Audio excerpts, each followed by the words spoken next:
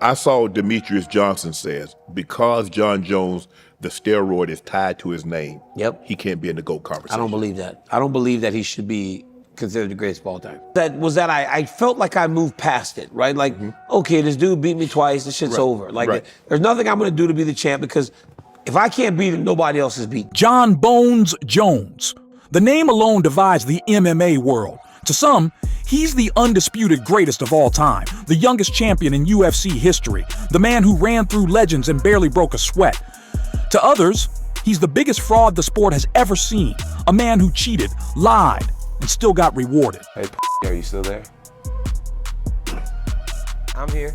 Yeah. I'm here. But no two fighters have made their feelings about Jon Jones clearer than Daniel Cormier and Demetrius Mighty Mouse Johnson.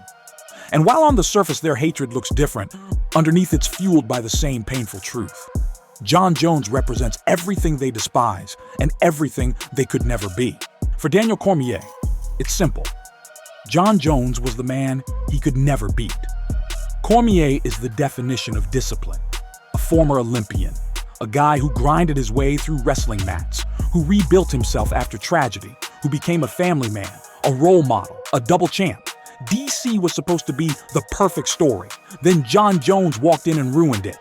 The first fight in 2015, Jones picked him apart. The rematch in 2017, Jones head kicked him into oblivion. Hey, are you still there? I'm here. Yeah. I'm here. And even when DC thought he had his redemption, when Jones got stripped and Cormier got his belt, fans still said, yeah, but you never beat Jon Jones. That's the pain. That's the hate. What eats Cormier alive isn't just losing to Jon, it's who Jon is. A guy who parties, who gets DUIs, who fails drug tests, who does everything DC spent his life avoiding, and still, he beats him. To a man like Cormier, who built his life on discipline, that's the ultimate insult.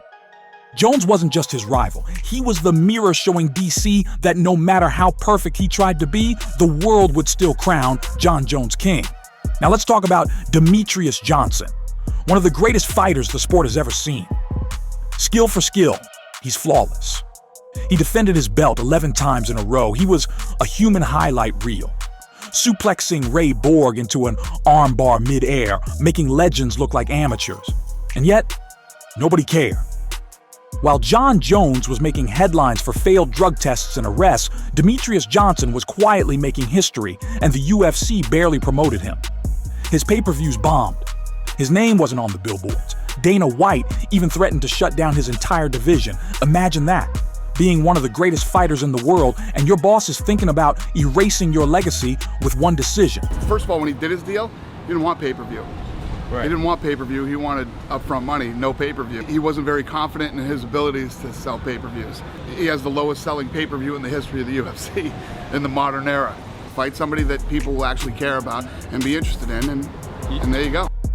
Meanwhile, Jon Jones could disappear for 2 years, crash a car, test positive for PEDs, and the UFC would beg him to headline another card. That kind of double standard made DJ sick. And here's the part that stings the most. DJ wasn't just angry, he was jealous. While he carried himself like a professional, while he stayed clean, while he fought for respect. Jon Jones was chaos, and chaos got rewarded. When fans debated the GOAT, they didn't mention Mighty Mouse. They mentioned Jon Jones. Hey, are you still there?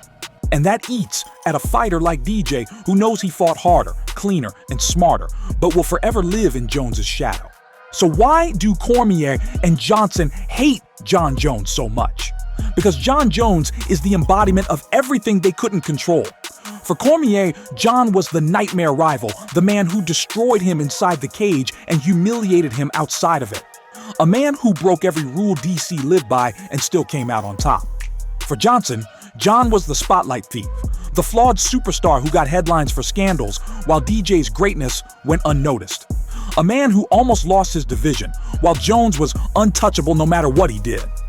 Both men look at Jon Jones and see injustice. They see a man who didn't deserve the throne, but sat on it anyway. And here's the cruel irony. Jon Jones doesn't care. He'll never lose sleep over Cormier's bitterness, or Johnson's jealousy. Because at the end of the day, history will still call him the GOAT. That's the truth that hurts the most. Daniel Cormier will always be remembered as the guy Jon Jones beat. Demetrius Johnson will always be remembered as the GOAT that fans ignored. And Jon Jones? He'll be remembered as the king of MMA, no matter how many times he broke the rules. So I'll ask you this, is that fair? Or is Jon Jones simply the villain who rewrote what greatness looks like? Drop your thoughts in the comments. Because love him or hate him, Jon Jones will always be the story.